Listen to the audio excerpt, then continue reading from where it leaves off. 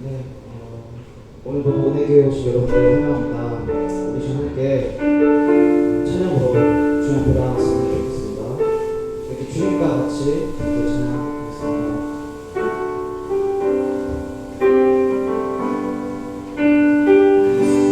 주님과 같이 내 마음 만지는 분은 없네. 오랜 세월 찾아 나왔네. 내게 주밖에 없네. 주같이 주님과 같이 내 마음 만지는 분은 없네. 오랜 세월 찾아 나아갔네. 내게 주밖에 없네. 주같이 주님과 같이 내 마음 만지는 분은 없네. 오랜 세월 찾아 나아갔네. 내게 주밖에 없네. 주님과 같이 주사비 한가지를 부르고 주 손길 주로 아멘. 고통받는 자녀 부르시고 주밖에 없네. 주님과 같이 내 마음 만지는 분은 없네. 오랜 세월 찾아 나아갔네. 내게 주밖에 없네. 주님과 같이 내 마음 만지는 분은 없네. 오랜 세월 찾아 나아갔네. 내게 주밖에 없네. 주자비 한 가지를 주 손길 치료하네.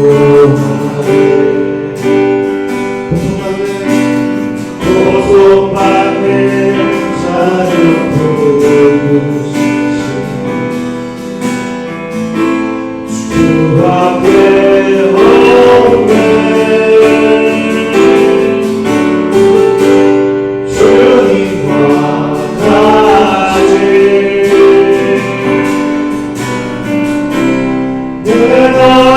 만지는 분은 없네.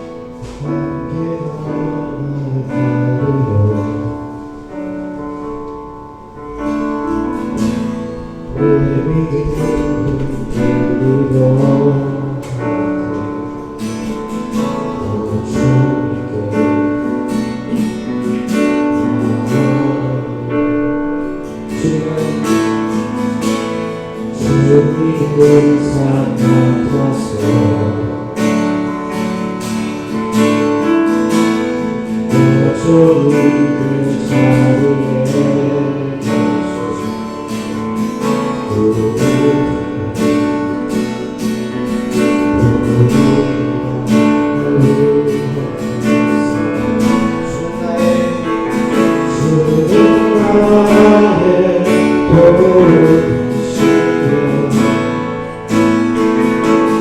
자리에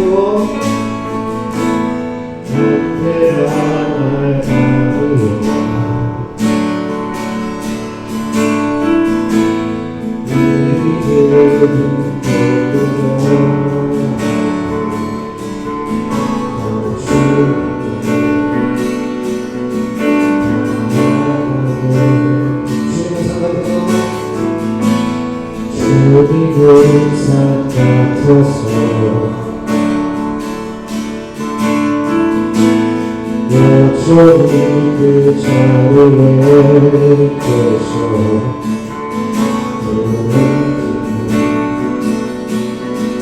주님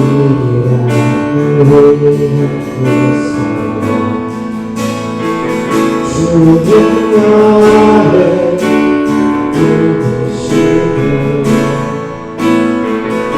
주의 계획 영원하시네 주의 위엄 앞에 믿음으로 순종해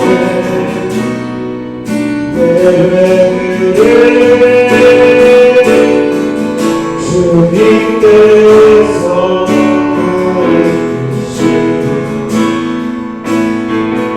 주가 항상 함께하시니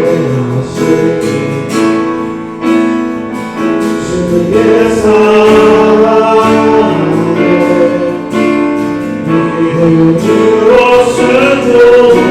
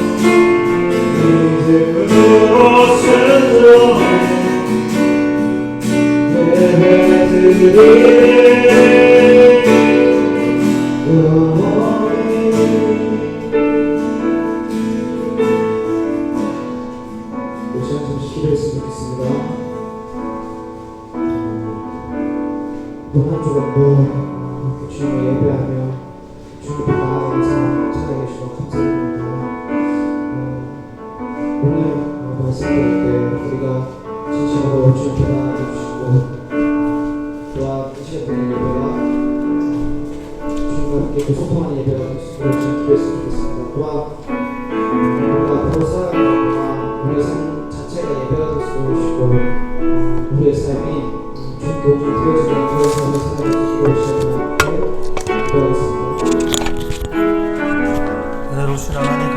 감사합니다. 이 시간 주 앞에 나와 예배하며 찬양하며 그리스도를 알게 하시고 복음의 뜻을 알아 정말 우리의 삶에 믿음의 역사가 일어나는 시간이 되게 하여 주시옵소서. 오늘 예배 정말 적고 연약하지만 이 예배 가운데 흥함하여 주시사 그리스도를 향한 예배, 열정과 열망이 넘치는 예배가 되게 하셔서 오늘 예배 가운데 주시는 은혜를 만나고 거룩함을 뜻식하며 아버지 여전히 코로나로 힘들어하는 이 삶 가운데 그리스도의 은혜가 시간 될 수 있도록 도우시고 함께하여 주시옵소서. 영원한 주님 그리스도의 사랑 가운데 이끌어 주시사 오늘 이 앞에 드려진 모든 시간이 성령의 충만함을 입을 수 있는 귀한 은혜의 시간이 되게 하여 주시옵소서. 하나님 이 땅 가운데 이 예배 가운데 임하여 주시옵소서. 예수님의 이름으로 기도드렸습니다. 우리 주 예수 그리스도의 은혜와 하나님의 사랑과 성령의 교통하심이 여러분 모두와 함께 하시기를 기원합니다. 우리의 도움은 여호와 이름에 있습니다. 하나님을 경배합시다. 오늘 교도문 1번 함께 주 앞에 교독하겠습니다.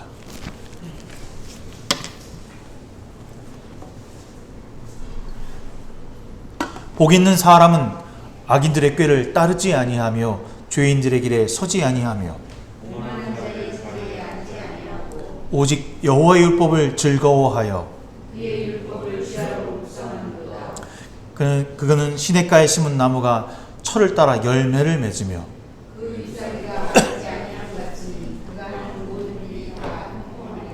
악인들은 그렇지 아니하며 그러므로 악인들은 심판을 견디지 못하며 무릇 의인의 길은 여호와께서 인정하시나 악인들의 길은 망하리로다. 아멘. 사도신경으로 우리의 신앙을 주님 앞에 고백하겠습니다. 나는 전능하신 아버지 하나님 천지의 창조주를 믿습니다. 나는 그의 유일하신 아들 우리 주 예수 그리스도를 믿습니다. 그는 성령으로 잉태되어 동정녀 마리아에게 나시고 본디오 빌라도에게 고난을 받아 십자가에 못 박혀 죽으시고 장사된 지 사흘 만에 죽은 자 가운데서 다시 살아나셨으며 하늘에 오르시어 전능하신 아버지 하나님 편에 앉아 계시다가 거기로부터 살아있는 자와 죽은 자를 심판하러 오십니다. 나는 성령을 믿으며 거룩한 공교회와 성도의 교제와 죄를 용서받는 것과 몸의 부활과 영생을 믿습니다. 아멘. 송령 4장입니다.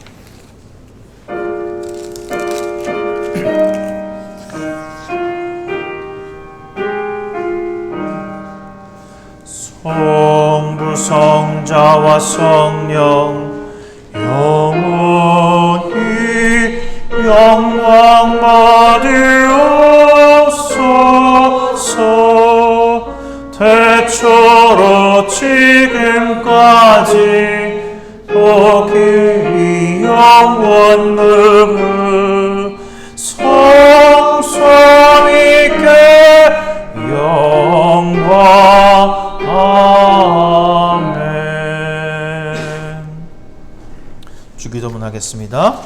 하늘에 계신 우리 아버지, 아버지 이름을 거룩하게 하시며 아버지의 나라가 오게 하시며 아버지의 뜻이 하늘에서와 같이 땅에서도 이루어지게 하소서.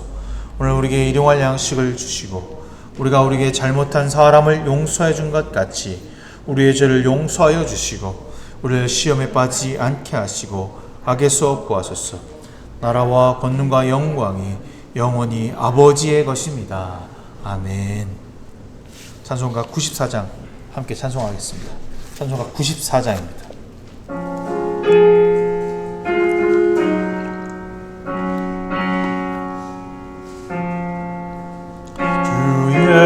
예수보다 더 귀한 것은 없네. 이 세상 무기와 바꿀 수 없네.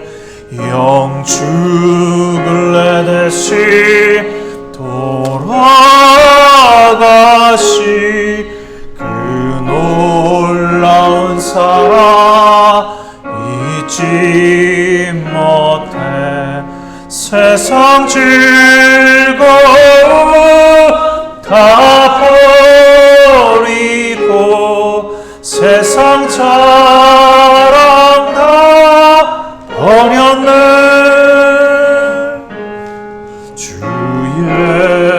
예수보다 더 귀한 것은 없네. 예수밖에는 없네. 주 예수보다 더 귀한 것은 없네. 이 세상 명예와 바꿀 수 없네. 이전에 즐기던 세상 일도 주 사랑하는 마음 뺏지 못해. 세상 즐거움 다 버리고 세상 사랑 다 버렸네.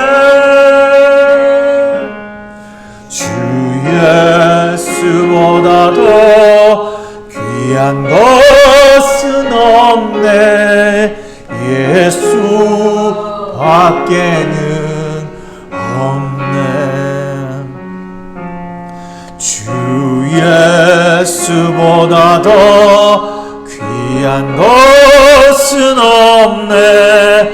이 세상 행복과 바꿀 수 없네. 유혹과 핍박이 몰려와도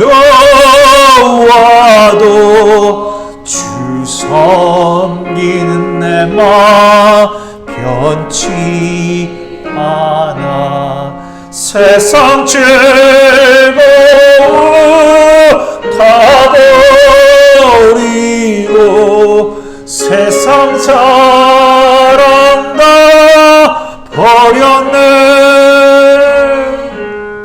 주 예수보다 더 귀한 것은 없네. 예수밖에는 없네. 아멘. 오늘 우리에게 주시는 하나님의 말씀은 고린도전서 4장 6절에서부터 21절까지의 말씀입니다.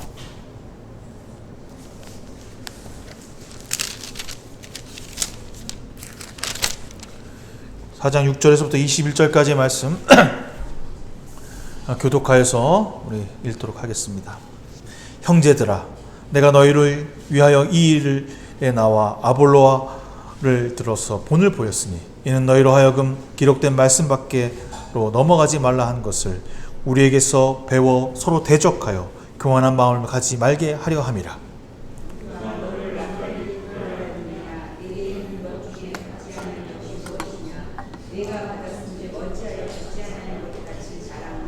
너희가 이미 배부르며 이미 풍성하며 우리 없이도 왕이 되었다. 우리가 너희와 함께 왕노릇하기 위하여 참으로 너희가 왕 되기를 원하노라.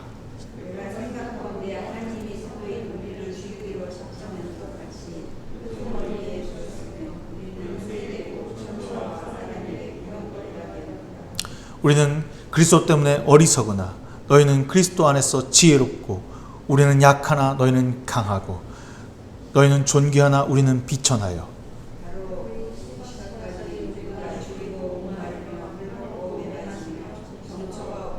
또 수고하여 친히 손으로 일하며 모욕을 당한즉 축복하고 박해를 받은즉 참고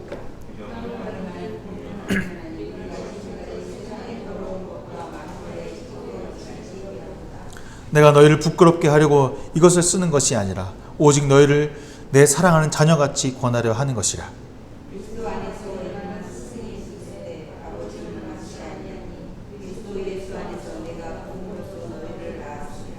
그러므로 내가 너희에게 권하노니 너희는 나를 본받는 자가 되라.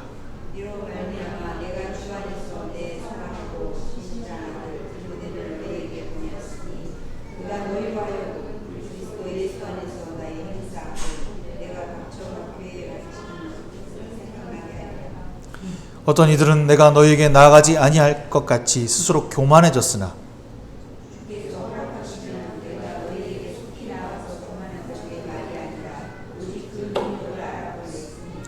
하나님 나라는 말에 있지 아니하고 오직 능력에 있음이라.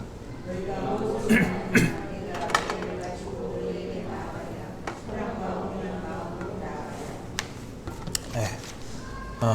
6월 마지막 주가 벌써 우리에게 돌아왔습니다.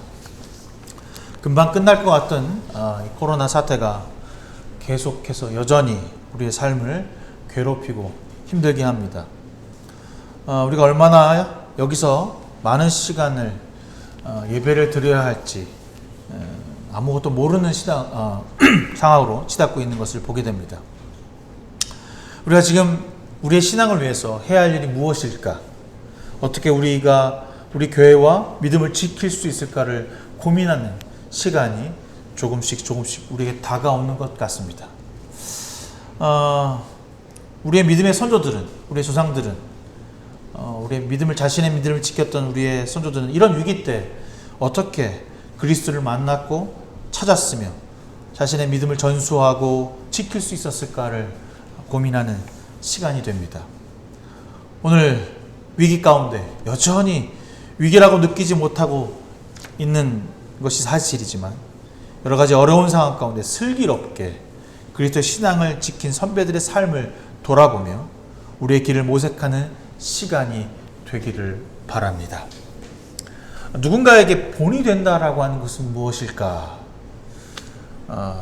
이 본이라고 하는 단어는 나무 목자, 여러분 나무 목자 아시죠? 나무 목자 밑에 이렇게 나무 목자가 있고요. 밑에 이렇게 그 날일자가 거 있는 겁니다. 그 뿌리라고 하는 글자의 형태의 어떤 모습을 갖고 있는 거죠. 우리의 시작점을 말해주는 근원이 되는 마음의 행동으로 보여주는 삶을 살아가는 것을 이야기합니다. 우리의 근원이 무엇이냐? 너가 어디서 왔느냐? 너의 근본이 무엇이냐라고 하는 얘기를 하는 것입니다. 좀 쉽게 말하면 본보기의 삶은 그 뿌리에서 시작된다라고 말할 수 있습니다. 그러면 그 뿌리가 무엇이냐? 사실 우리는 그 뿌리를 잘 알지 못합니다. 알려고 노력하지도 않습니다. 오늘 본문은 바울이 자신의 복음을 전하면서 겪었던 이야기를 하나씩 이야기하고 있습니다. 그리스도 때문에 복음을 전하면서 당한 고난과 역경을 그들에게 이야기하고 지금 설명하고 있습니다. 고린도 교회 성도들에게 나의 고생과 수고를 알아봐 달라고 쓰고 있는 것이 아니라는 것입니다. 바울은 그런 사람이 되지 못한다라고 하는 것을 우리는 이미 이 전장에서 듣고 배웠습니다. 왜 여기에 자기의 힘들고 역경의 시간들을 구절절히 이야기하고 있는 것일까? 본이 되었다는 말로 시작하면서 내가 여러분을 낳았다는 말과 함께 나를 본받는 사람이 되라고 하는 자신감에 가득 찬 이 바울의 외침 가운데 왜 이렇게 힘들고 어렵고 나는 이런 사람입니다 라고 하는 이야기를 할 것인지 우리는 이 본문에 주목해야 할 이유를 찾아야 할 것입니다. 고린도 교회에 이전에 있었던 분파, 파를 나누고 파당을 나누고 또 성적인 문란함 뭐 이런 것들이 있던 것 외에 또 다른 문제가 하나 있었습니다. 그것은 바로 하나님의 은혜의 선물, 구원의 선물을 받았지만 그것이 자신의 공로로 되었다라고 하는 착각을 갖고 있었다는 것입니다. 분명히 거저 받은 선물, 공짜로 받은 것이 구원이라고 하는 것을 알면서도 자신들의 업적이냐 교만하게 자랑하는 것을 지금 바울은 꼬집고 있습니다. 더 나아가서 고린도 교회에서 받은 내 은사, 세례, 누구에게서 세례를 받았다, 내가 어떤 은사를 받았다, 너보다 거룩하다를 자랑하며 내 은사가 더 크다, 내가 누구의 세례 받았다는 것이 더 대단하다라고 하는 것을 다투고 싸우면서 스스로 왕 대접받기를 좋아하는 모습으로 이 교회가 유지되고 있다는 사실에 지금 바울은 마음 아파하고 있다는 사실입니다. 그에 대해서 바울은 이렇게 이야기합니다. 사도의 삶은 그와 반대로 10절에 우리는 천대받고 있습니다. 우리는 이 시각에 바로 줄이고 목마르고 헐벗고 얻어맞고 정처 없이 떠돌아다니고 있습니다 라고 자신들을 표현하고 있는 것입니다. 고린도 성도들과의 삶과는 반대되는 삶을 살고 있다는 것을 매우 강조하듯 그들에게 이야기하고 있는 것입니다. 왜? 무엇 때문에? 바울은 고린도 교회 교인들에게 자신의 처한 상황을 비교하면서까지 그들에게 이야기하고 있는 것일까요? 오늘 그 이야기를 해보는 시간이 되었으면 좋겠습니다. 고린도 교회 안에 일어난 일들과 바울에게서 거슬리고 예수 믿는 사람들이면 당연히 도저히 할 수 없는 일을 하고 있는 이들에게 지금 바울은 경고의 말을, 당연히 해야 할 일을 하지 않는 이 고린도 교인들에게, 있어서는 안 될 일을 하고 있는 이 고린도 교인들에게 지금 자신의 삶을 들어서 이야기하고 있습니다. 바울은 첫 서두에 계속해서 본을 보였다는 이야기를 하고 있습니다. 아볼로를 통해서 본을 보였다. 내가 아볼로의 모습을 통해서 너희들에게 이렇게 살아가는 것이 예수 그리스도를 살아가는 삶이다 라고 이야기하고 있다 라고 말하고 있습니다. 말씀을 넘어서 가지 말라. 아볼로에게 보여준 본은 이 말씀, 하나님의 말씀에서 떠나서는 살아가지 말라고 하는 것을 보여주었다. 아볼로가 기준이다 라고 하는 것입니다. 그리고 너희는 이 보고 들은 바대로 예수 그리스도의 삶을 살아내야 하는 것이다. 이것이 마땅한 것이며 이 삶이 그리스도가 너희들에게 원하는 삶이다라고 하는 것입니다. 아주 너무 뻔한 이야기입니다. 그런데 왜 그 고린도 교회 공동체는 전혀 이 본이 되는 삶을 살아내지 못하고 있었을까요? 분명히 본이 되는 아볼로, 또 이외에도 디모데까지 보낸다고 합니다. 너희들이 신실하고 거룩하며 참 제자된 삶을 보여주었는데도 불구하고 여전히 따르지 못하고 그 삶이 아닌 자신을 위한 삶을 살아가고 있는 모습을 갖는 것이 왜 그럴까라고 하는 의구심이 들게 합니다. 그들이 보고 배운 것, 본이 되는 제자의 삶, 이것보다 더 중요한 것이 있었기 때문입니다. 그것이 무엇이었을까요? 세상에서 보고 들었고 쫓았고 보았고 경험했던 사람들의 삶이 바로 그들의 발목을 잡고 있는 것입니다. 여전히 버리지 못하고 세상이 말해주는 가르침, 세상이 추구하는 삶, 그리스도인으로 살면서 습관적으로 내 마음에, 내 몸에 배어있는 상태로 그것이 드러나고 있는 것이죠. 왜 그렇습니까? 주를 믿는다고 하면서 여전히 세상의 가르침에 벗어나지 못하는 이유가 무엇일까요? 여전히 세상의 옷을 입고 세상이 말하는 성공과 부, 그리고 이전에 살아왔던 삶을 그대로 교회에서 행하고 있는 것입니다. 제가 여러분에게 지난번 설교하면서 그 엘리사와 엘리야 공부하면서 했던 이야기 중에 엘리사가 엘리야의 겉옷을 입기 위해서 했던 첫 번째 행동이 무엇이었습니까? 자신의 옷을 찢는 것이었습니다.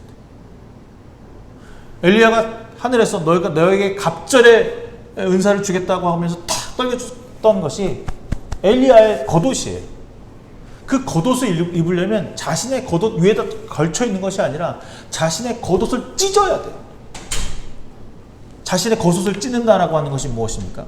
자기 속이 드러나는 것입니다. 자신의 추함이 나타나는 것입니다. 자신의 연약함을 보여줄 수밖에 없는 것이죠. 그리고 다시 엘리야가 주는 겉옷, 그 성령의 갑절의 은사를 그리스도의 겉옷을 입음으로 예수 그리스도의 하나님의 종으로 다시 태어날 수 있었던 것이죠. 그런데 그리스도의 옷을 입었다고 하는 자들이 여전히 속은 세상의 가르침대로, 세상에 듣고 본 바대로 버리지 못하고 자신의 연약함을 하나님께 내려놓지 못하고 그리스도 입은 척하고 있다라고 하는 것입니다. 마음과 행동은 세상의 뜻을 따라 살아가고 있다는 것이죠. 이것이 지금 현재 고린도 교회의 문제였습니다. 요즘 이 코로나로 인해서 우리나라가 기본소득이라고 하는 개념을 도입하기 시작했습니다. 일하지 않아도 이렇게 돈을 주는 거죠. 성경에 일하지도 않은 자는 먹지도 말라고 했던 말과는 상반되는 말이기도 합니다. 이 정책은 우리나라가 추구하는 민주주의 그리고 자본주의 정책에 반하는 정책입니다. 자본주의는 돈의 흐름을 통해서 운영되고 유지되는 사회를 말합니다. 돈의 흐름이 곧 인간의 행복을 추구하도록 돕고 협력하고 있습니다. 자본, 제가 말했던 그 본, 물질이 근본이 된다는 겁니다. 돈이 이 모든 세상의 본이 되는 것. 돈을 통해서 모든 것을 움직이고 좌우한다라고 말하는 것이죠. 이 원리는 이 세상에 쭉 펼쳐져 있고 이미 우리 삶에 박혀 있습니다. 그래서 돈으로 남의 시간을 살 수 있게 됩니다. 그렇죠? 남의 시간을 사는 거죠. 시간이 곧 돈이 되는 겁니다. 여러분 8시간 일해야 돈 받잖아요. 주휴수당 받으려면 5일 동안 다 나가서 일을 해야만 돈을 받습니다. 다른 사람의 시간을 내가 살 수 있는 것은 돈이라고 한 개념이 우리 가운데 이미 심겨져 있는 상태입니다. 제가 요즘에 경비원 돌아가셨던 그 갑질하는 모습을 이렇게 영상을 자세히 들여다보고 이야기해 보면 그 원천에는 이게 있어요. 내가 시키는 대로, 내가 원하는 대로 하지 않았다라고 폭력과 폭언을 합니다. 그렇죠? 왜 그렇게 합니까? 내가 폭력과 폭언을 하는 이유가 뭐예요? 경비원은 내가 준다고 내가 돈을 내고 고용한 사람이야. 내가 그 사람의 시간을 내가 샀어. 그러니까 내가 함부로 내 맘대로 내가 그 사람을 이용하고 부려먹어도 된다라고 생각하는 거죠. 돈이 권력인 거죠. 돈을 가진 사람이 곧 강자가 됩니다. 다른 사람의 시간을 돈으로 살 수 있다라고 한 제왕적 권력이 바로 이 자본주의가 갖는 가장 큰 맹점이 되는 것입니다. 세상의 근본은 돈입니다. 안타깝습니다. 세상의 근본이 돈이 되는 것이 그 뿌리가 되는 것이 돈이라고 하는 것이 정말 안타까운 현실일 수밖에 없습니다. 그래서 그 돈이 근본이 되지 않게 하기 위해서 우리의 기본소득이라고 하는 것을 제정하고 자본주의와는 상반되는 사회주의적 개념을 넣으려고 하는데 뭐 좋을 수도 있고 나쁠 수도 있고 여러분 그건 생각하기 따라 다름이지만 제가 여러분 자본주의를 얘기하고 싶어하는 두 번째 이유는 이겁니다. 그렇다면 그리스도에게서의 근본은 무엇입니까? 그리스도에게서 본 그 뿌리는 여러분 무엇일까요? 몰라서 침묵하고 있는 거 아니죠? 다 알고 있죠? 사랑입니다. 그죠? 사랑이죠. 조건 없는 사랑, 값없이 무조건 나눠주는 사랑.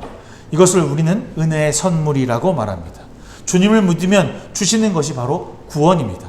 구원은 천국을 가는 것을 목적으로 절대로 두고 있는 것이 아닙니다.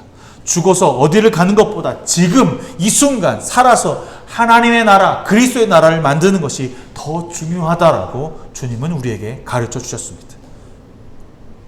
바울은요, 그 근본, 예수 그리스도의 사랑을 깨닫고 예수 그리스도를 경험하고 나서 그가 고린도 교인들에게 이 고린도전서에서 가장 절정이라고 생각했던 그 글을 이렇게 말합니다. 사랑은 오래 참고 친절합니다. 사랑은 시기하지 아니하며 뽐내지 아니하며 교만하지 않습니다. 사랑은 무례하지 않으며 자기의 이익을 구하지 아니하며 성내지 아니하며 원한을 품지 않습니다. 사랑은 불의를 기뻐하지 아니하며 진리와 함께 기뻐합니다. 사랑은 모든 것을 덮어주며 모든 것을 믿으며 모든 것을 바라며 모든 것을 견딥니다. 사랑은 없어지지 않습니다. 그러나 예언도 사라지고 입신 상태인 하는 말도 알 수 없고 말과 방언도 그치고 지식도 사라집니다. 뒤에 좀 더 있지만 고린도전서 13장의 말씀 사랑이라고 하는 것 여러분들에게 제가 묻고 싶은 말 중에 하나가 다가옵니다. 오늘 우리는 이 사랑을 하고 있습니까? 제가 잘 못하는 것 중에 하나인데, 농담 삼아를 해도 잘 못하는 것 중에 하나는 진심으로 여러분을 사랑합니다.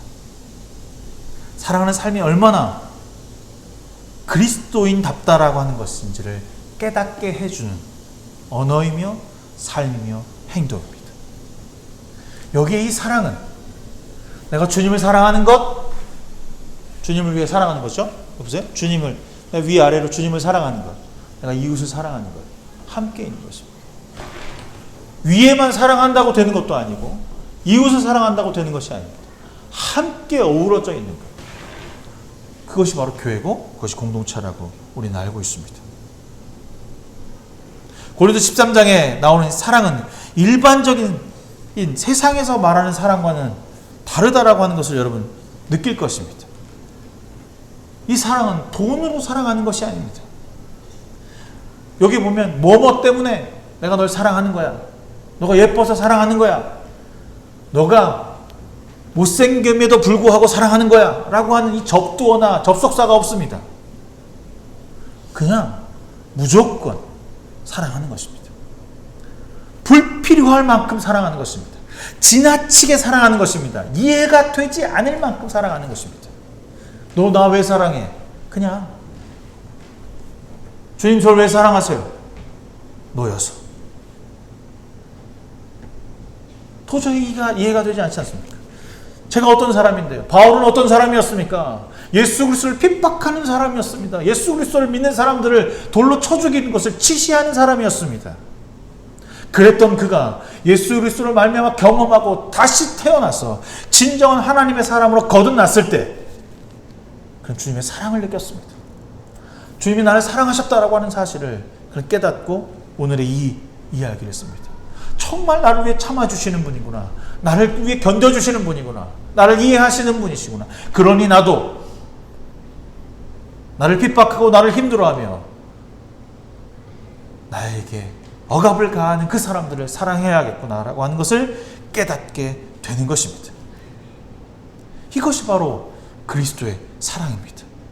아무 조건 없는 그런 사랑입니다. 이것을 우리에게 거저 주셨습니다. 이것은 우리를 선물이라고 말합니다. 주님께서 우리에게 근본, 본이 되어 주셨던 것입니다. 우리에게 자신을 희생하여서 죄의 삭스로 사망이라고 하는 것을 해결해 주셨습니다. 우리는 죽음으로부터 해방된 것입니다. 우리는 그 사랑에 감격하고 모든 사람들과 함께 이 감격을 누리며 기뻐하며 그 삶을 살아내는 것으로 우리의 목표이며 우리의 믿음이며 소망이 되어야 하는 것입니다. 우리는 지금 무엇을 사랑하고 있습니까? 부부가 늙어가면서 닮아간다라고 하는 이야기를 합니다. 처음에는 분명히 다른 사람이었거든요.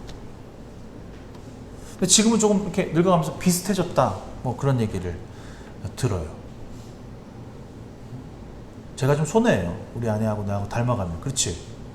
내가 좀 잘생겼는데. 안 그래요, 엄마? 내가 손해야. 닮아간다는 얘기를 들어요. 왜 그럴까요? 바라만 보고 함께하면 닮아간답니다. 옛날에 신들을 쫙 조각해 놓은 모습을 보면요. 사람의 모습과 별반 다르지 않아요.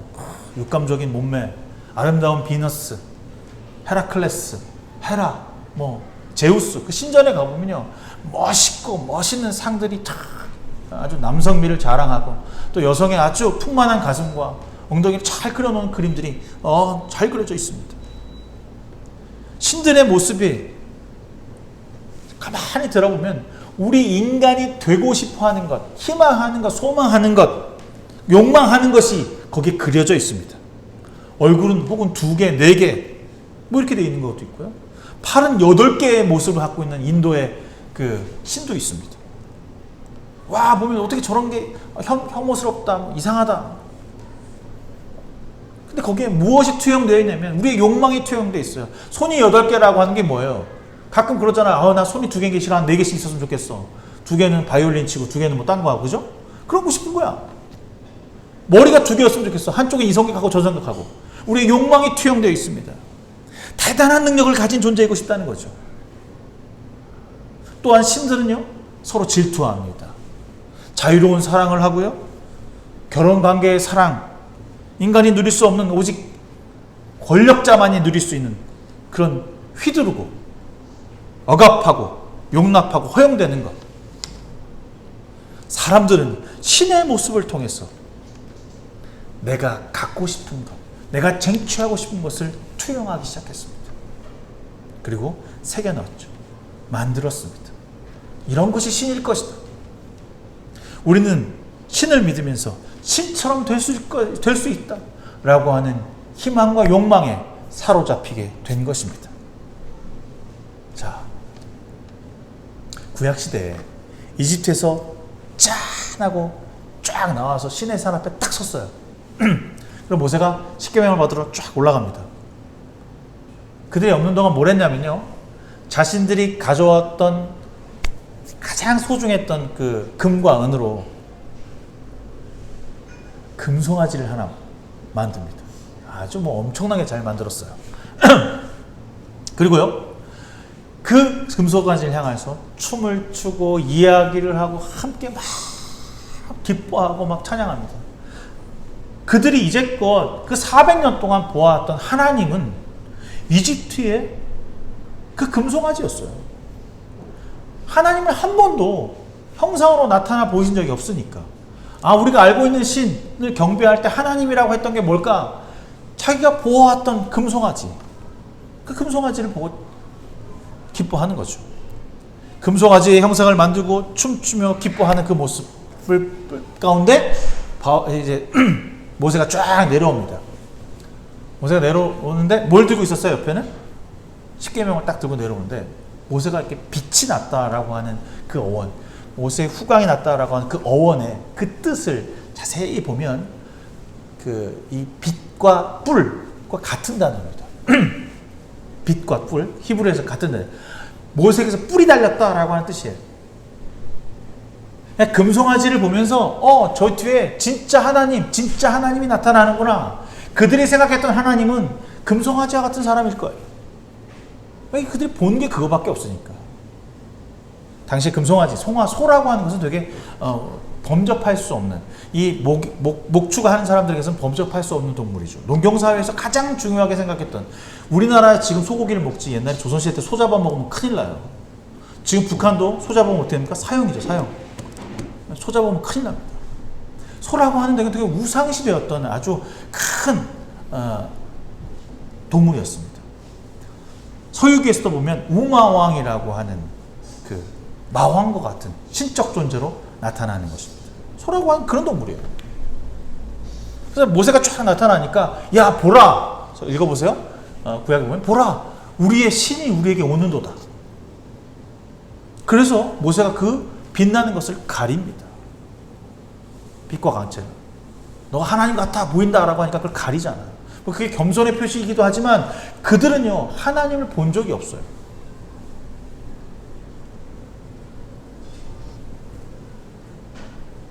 근데 주님은 뭐라고 그 십계명에다 쓰셨냐면, 너희는 나의 모습을 절대로 형상으로 만들지 마라, 새기지 마라라고 얘기합니다. 그때 모든 사람들은요, 자신의 욕망의 가치, 그리고 보고 들은 바 영원할 것 같은 것, 왜냐면 나를 보호해 줄 것 같은 것을 다 새기고 만들어서 섬겼습니다. 그런데 하나님은 자신의 형상을 새기거나 만들지 말라고 말합니다.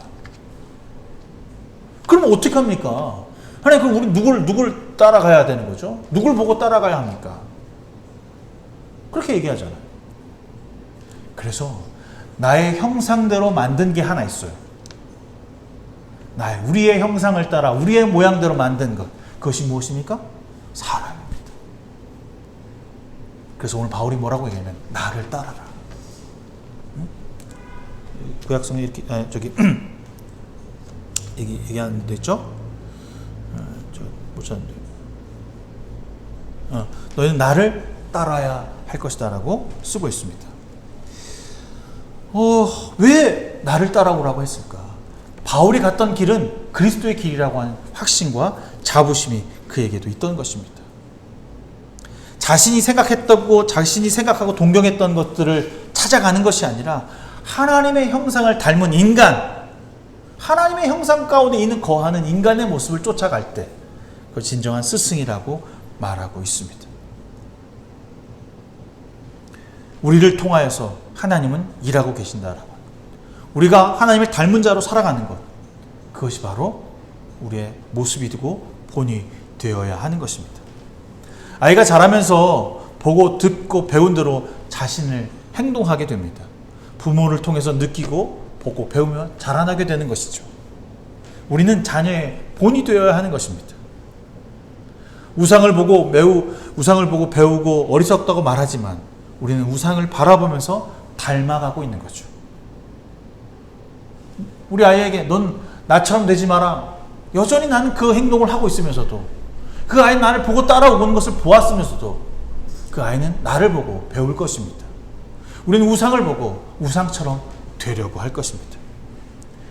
여러분, 이렇게 묻겠습니다. 여러분에게 우상은 지금 무엇입니까? 여러분의 신은 누구입니까? 그것을 쫓아 누군가의 모습을 따라 살면서 노력하고 있습니까? 혹시 자본, 물질이 여러분의 신은 아닌가요? 남의 시간을 사서 내가 누리고 싶다고 함부로 인간을 대하는 모습을 생각하며 돈이 자신의 중심이라고 생각하고 있는 것은 아닌지 돌아봐야 합니다. 옛날에는 우상이 보였어요. 우상 이렇게. 근데 지금은 자신이 우상입니다. 내가 우상이 됐어요. 내가 행복해야 합니다. 내가 잘나야 합니다. 내가 건강해야 합니다. 자기 중심에 빠져 있는 것이죠. 나를 본받을 만한 사람이라고 말하면서 성공과 돈을 얻는 행복한 사람이라고 누군가에게 말합니다.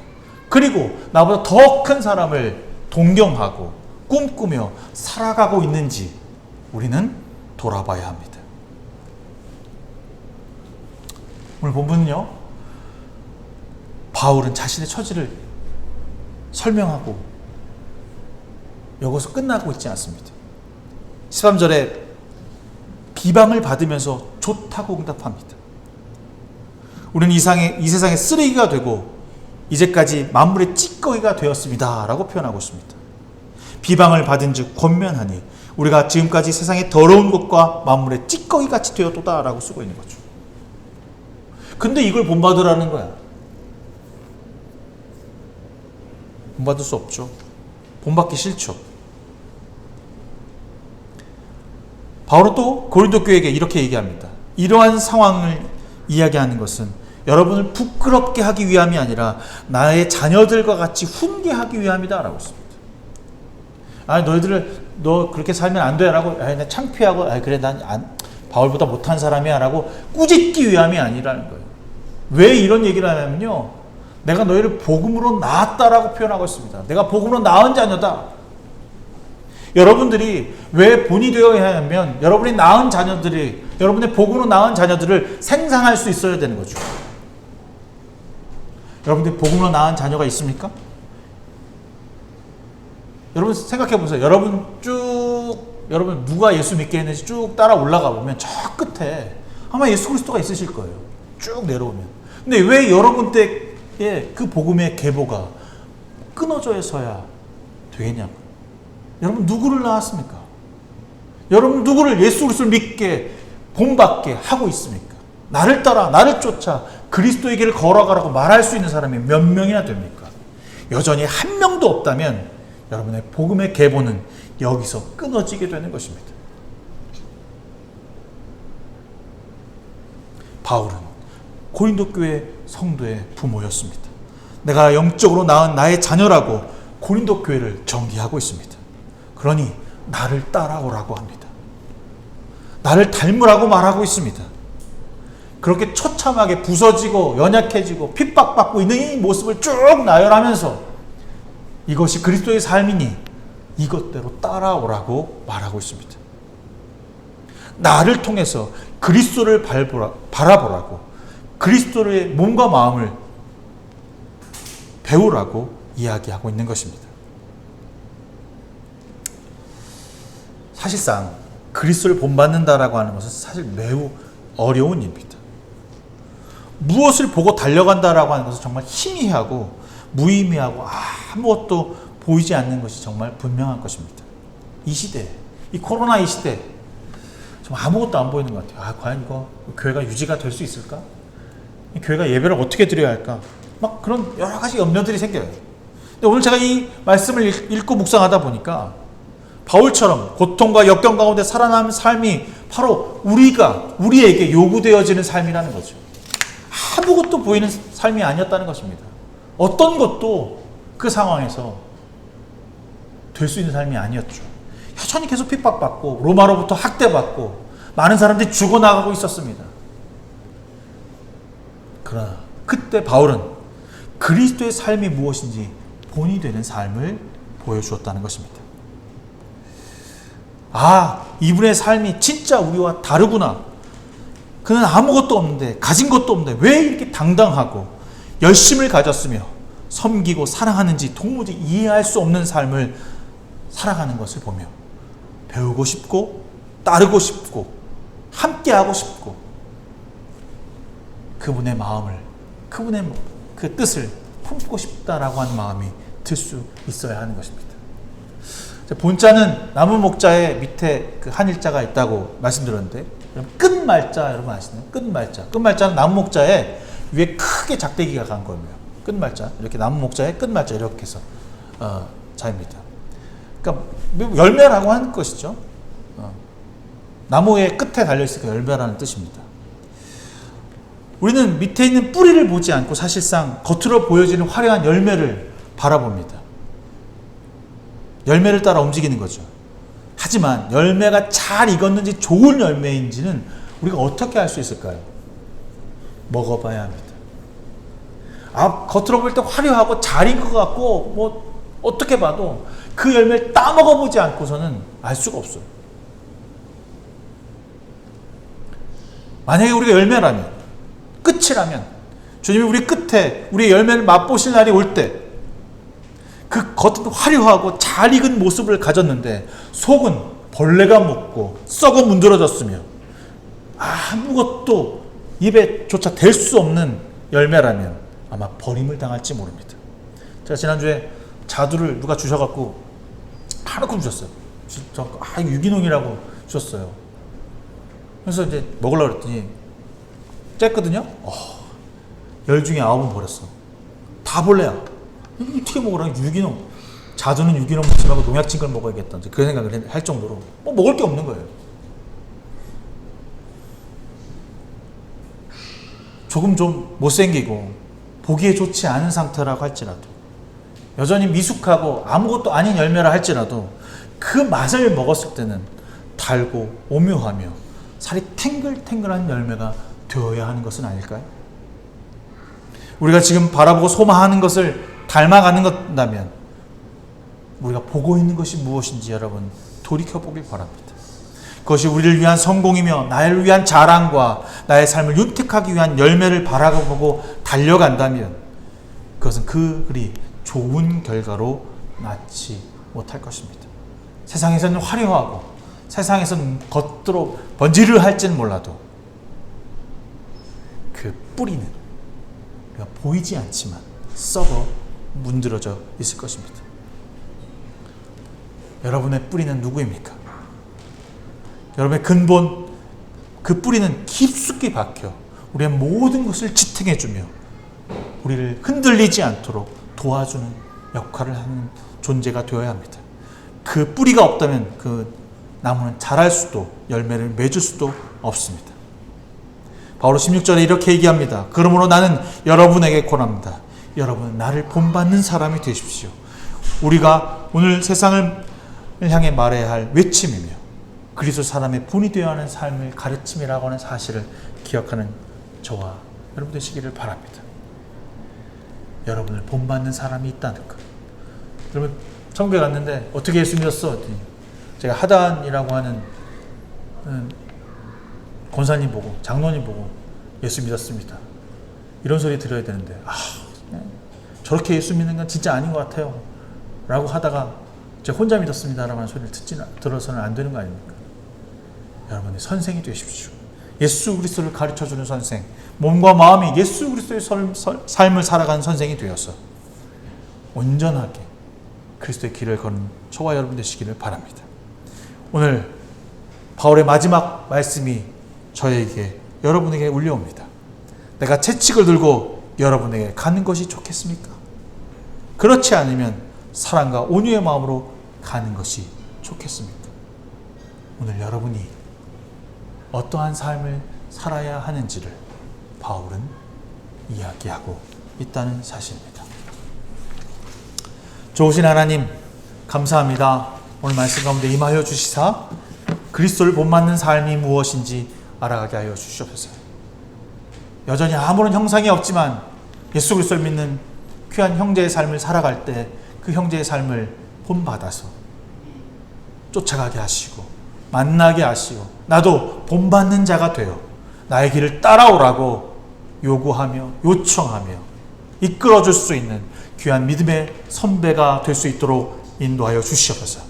그래서 세상에서 하나님 보시기에 그래 넌 참 본이 되는 삶을 살았구나 라고 칭찬받을 수 있는 그리스도의 사람이 되게 하여 주시옵소서.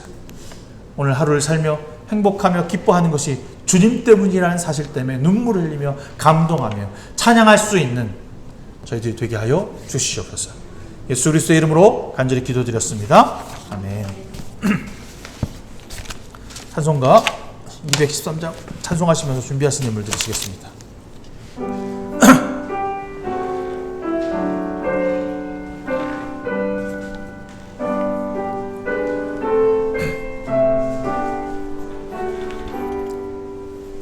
나의 생명 드리니 주여 받아 주셔서 세상 살아갈 동안 찬송하게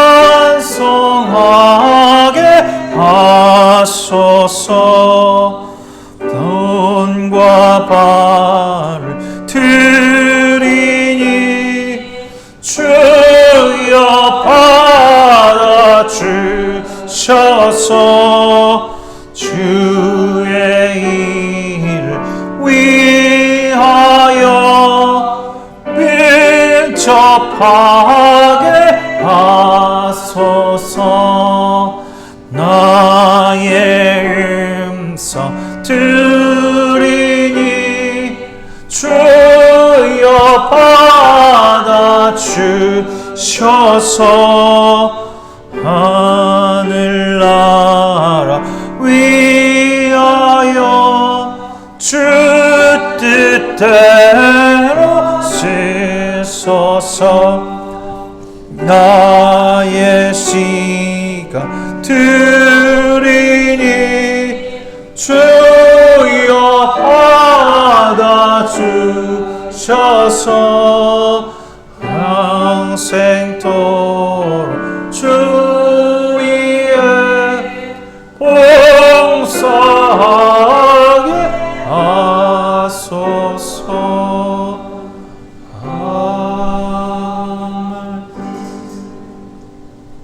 좋으신 하나님 감사합니다. 귀한 예물 주 앞에 봉헌케 하시고 물질로 인하여 어려움 당하지 않도록 인도하시며 물질이 그들의 삶의 중심이 되지 않도록 이끌어 주시옵소서. 중심에 그리스도가 있게 하시며 그의 마음에 기쁨과 소망이 그리스도로부터 나타날 수 있도록 인도하여 주실 줄로 믿습니다. 드릴 때마다 아버지 채우시는 역사를 맛보게 하여 주시옵소서. 모든 것 주께 맡기며 예수 그리스도의 이름으로 간절히 기도드렸습니다. 사랑의 나눔 있는 곳에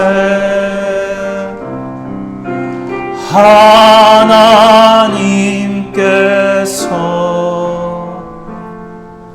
계시도다. 모두 찬양합니다. 사랑의 나눔 있는 곳에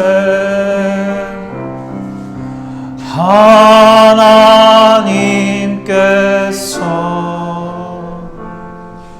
계시도다.